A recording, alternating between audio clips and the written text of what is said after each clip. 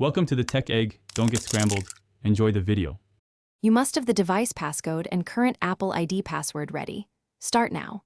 On iPhone or iPad, open Settings, tap your name, and check that iCloud backup exists so you can restore later. Once done, go to Find My and turn it off.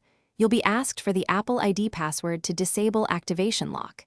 If you don't have the password, note the device serial and proof of purchase so you can use Account Recovery or contact Apple for verification. You now sign out. Open Settings, tap your name, then scroll and tap Sign Out. You'll be prompted for the Apple ID password to disable activation lock and remove iCloud services. Enter it when requested.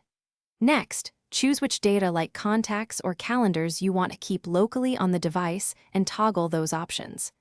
Tap Sign Out again to confirm. The device will remove iCloud and Apple ID data and stop syncing. Make sure you have backups because some items will be removed from the device. After signing out, restart the device and verify settings no longer show your name.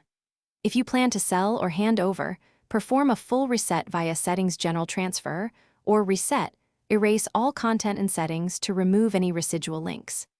If activation lock remains or you can't sign out because you forgot the password, begin Apple Account Recovery or contact Apple support with proof of purchase. They can remove the lock. One troubleshooting tip: try removing the device from your Apple ID device. Thanks for watching. Consider subscribing if I helped unscramble your problems.